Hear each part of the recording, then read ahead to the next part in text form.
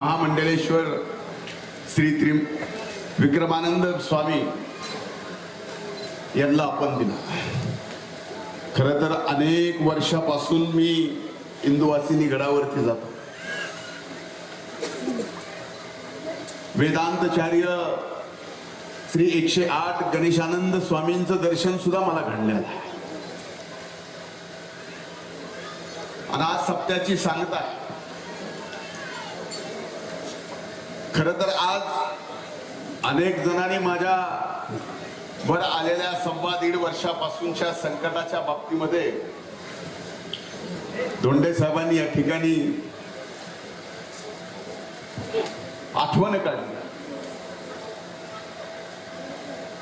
धोंडे साहेबांना आणि आपल्या सगळ्यांना मी या ठिकाणी जसं जन्माला आलोय तसं माझ्या पाठी संघर्ष आहे। जन्माला आलो 4 महिने डोळेच उघडले। जन्मताच लिव्हरचा त्रास कसा वाचलो देव जाणे।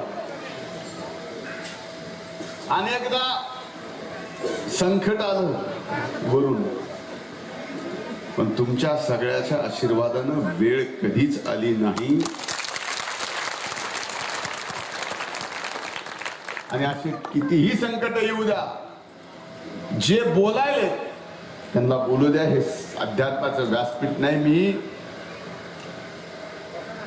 मी विक्रमानंदजींना पण विनंती केली होती की मी अध्यात्माच्या व्यासपीठावर बोलत नाही, पण महंतांनी आज्ञा केल्यावर ती आज्ञा तोडू नये हे भक्ताचं कर्तव्य।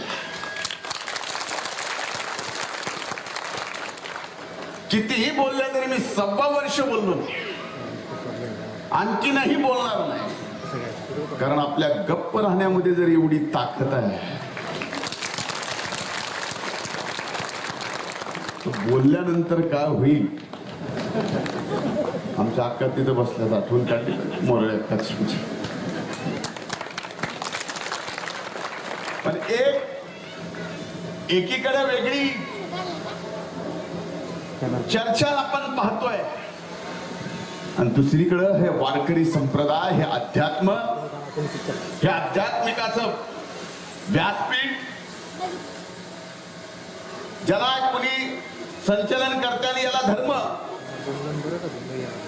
सभामंडप म्हणलं, याला धर्मपीठ म्हणलं, तर माझ्या दृष्टीनं हे वारकरी संप्रदायाचं सभामंडप आहे, अध्यात्माचं सभामंडप आहे। आणि खऱ्या अर्थानं माणुसकी, जात पात धर्म याच्या पलीकडे जाऊन नातं कसं सांभाळायचं, माणुसकी कशी जपायची, हे जर कोणी शिकविलं असेल तर ते अध्यात्मानं शिकविले, ते वारकरी संप्रदायाने शिकविले। आणि या अध्यात्माचा हा वारकरी संप्रदाय पिढ्याना पिढ्या नाही तर येणाऱ्या हजारो वर्ष हेच मन या वारकरी संप्रदायाचं अध्यात्माचे ओळख ठेवणार आहेत। हजारो वर्ष वारकरी निर्माण करणार आहेत। आज मला खरं तर सगळ्यांचा फार वेळ घ्यायचा विचार होता। आज मीही तसा दिला असता, लय दिवसांनी भायाला आलोय। पण आज माझ्या जन्मगावी पण सप्त्याची समाप्ती आहे। आणि माझ्या जन्मगावी आज ज्या सप्त्याची समाप्ती आहे ती गावांच्या लेकीनं घेतलेला सप्ताह आहे। तो लेकींचा सप्ताह, विश्वास बसणार नाही। धर्माचे बंधन पाडून आमच्या गावातल्या लेकींनी, मग ती मुस्लिमांची असली तरी त्या सप्त्याला पट्टी दिली आहे, मागासवर्गीय असली तरी सप्त्याला पट्टी दिली आणि सप्त्यात हजर आहे। हे अध्यात्म आहे, हे खरा वारकरी संप्रदाय, ही खरी माणुसकी आहे। आणि त्याची सांगता आज 1:30 वाजता आहे, त्यामुळे मला तिथंही लेकींनी 7 दिवस राबल्या सप्ताह यशस्वी करण्यासाठी। समाप्तीच्या दिवशी 1 दिवस लेकाला जाऊन त्यांची सेवा करायची आहे, त्याच्यासाठी मी आपला लवकर इथून काढता पाय घेतला। पण मला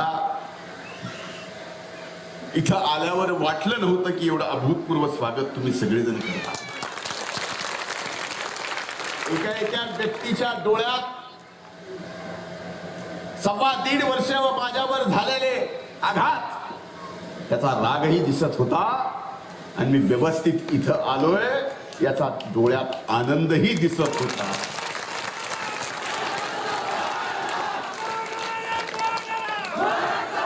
एवढं अभूतपूर्व स्वागत की मी रथावर बसावं म्हणून आग्रह एवढा. कुठं येऊ टाका, हे आडवा झाला गाडीची. पण ह्याला कसं सांगावं, मी म्हणलं आता तू आडवा तसा जर हा गाडीसोबत मी पै जातो. अरे रथावर घोड्याच्या बसावं लागतं, मोराच्या नाही. उदाहरण कर्णाचं दिलं, पण साक्षात माझं नाव अर्जुनाच्या एका नावापैकी धनंजय आहे. त्यामुळे त्याला माहिती आहे कुठल्या रथात बसायचं.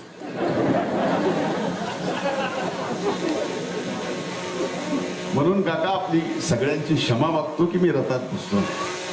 पण हे अभूतपूर्व स्वागत मला जीवन नवं जगण्याचं, माझ्या स्वतःसाठी नाही, माझ्या कुटुंबासाठी नाही, ह्या माझ्या मायबाप गोरगरीब जनतेच्या साठी आहे. त्यांनी स्वर्गीय मुंडे साहेबांना आपलं दैवत मानलं, त्या सर्वांसाठी आहे. म्हणून आज या सप्त्याच्या निमित्तानं महंतांनी मला इथं बोलवलं, त्याबद्दल मी आपले आभार मानतो. आणि खरंच आजचा हे अभूतपूर्व स्वागत पाहिल्यानंतर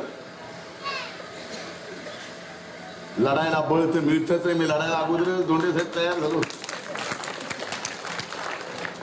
मी कुठल्या गोष्टीला घाबरत नाही काका. आपण सुद्धा घाबरायचं काय कारण. म्हणजे एखाद्यानं ठरविले की म्हणले दगडच हाणायचं, तर मी विचारलं हाणू द्यावे. त्याच्याकडे ट्रक बर असले, शेवटचा तरी संपल ना. त्याचा ज्या वेळेस शेवट संपत मग आपलं बघू. तोपर्यंत आपली ईश्वराने सहन करायची ताकद दिली सा, ते सुद्धा आपल्या सगळ्यांनी. आज हात जोडून आपल्या सर्वांच्या समोर पुन्हा एकदा नतमस्तक. वैकुंठवासी वामन भाऊ, संत भगवान बाबा, या सर्वांच्या वारकरी संप्रदायात आणि अध्यात्मात आपण वास करत असताना या ठिकाणी एवढ्या मोठ्या मोठ्या प्रमाणात आज आपल्या कष्टाचे पैसे देऊन गड, अध्यात्म आणि वारकरी जिवंत ठेवतात. आपल्या सगळ्यांचं येणाऱ्या काळात इतिहासात नोंद होईल इतकं चांगलं कार्य आपण सर्वजण करताय, म्हणून हे घडतंय. तुम्हीच जर केलं नसतं तर हे घडलंच नसतं. त्यामुळं अध्यात्म जपत, वारकरी संप्रदाय जपत, हे अध्यात्म असंच टिकून राहावं. आपल्या सर्वांच्या जीवनामध्ये सुख, समृद्धी, आनंद, वैभव, चांगलं आरोग्य हे सगळं आपल्या चरणी यावं, हीच बाबांच्या, भाऊंच्या चरणी प्रार्थना करतो. आणि मला माझं स्वतःचे जे नीतिमूल्य मी जपलेले होते की अध्यात्माच्या व्यासपीठावर बोलायचे नाही, पण महंतांच्या आग्रहामुळे ते मोडले. क्षमा मागतो. पुन्हा एकदा आपल्या सगळ्यांचे मनस्वी आभार मानतो आणि महंतांना सांगतो की बाकी आपण सगळेजण बसा. आता मुख्य जो कार्यक्रम आहे सांगतेचा, सप्त्याच्या कीर्तनाचा, ते चालू होणार आहे. आणि कुणीही उठू नका कृपा करून. किती जण तिथं आले होते, मी सगळ्यांची चेहरे बघितली, त्याच्यापैकी अर्ध्या जणांना मी नावानं ओळखितोय. पण आता मात्र जे अध्यात्माच्या व्यासपीठावर बसले त्यांनी उठून मला सोडायला यायची गरज नाही. उठलात तर अध्यात्माचं व्यासपीठ सोडायला लागलात बघा. मला मी जाय एकटा, तुमच्या सगळ्याचे दर्शन घेऊन इथून एकटा कुणी येऊ नका, आणि मी जातो, बाकी सगळे. खूप खूप धन्यवाद महाराज. आपण मला एक विनंती केली आहे की आपल्या हिंदू वासिनी संस्थेच्या वतीने एक हॉस्पिटल आपण चालवतो आणि त्या हॉस्पिटलला डायलिसिसच्या मशीन आपल्याला लागणार आहे. मी 3 महिन्याच्या आत या डायलिसिस मशीनची व्यवस्था आपल्या त्या हॉस्पिटलमध्ये करून देण्याचं वचन आजच्या या पवित्र अध्यात्माच्या व्यासपीठावरून देतो. धन्यवाद.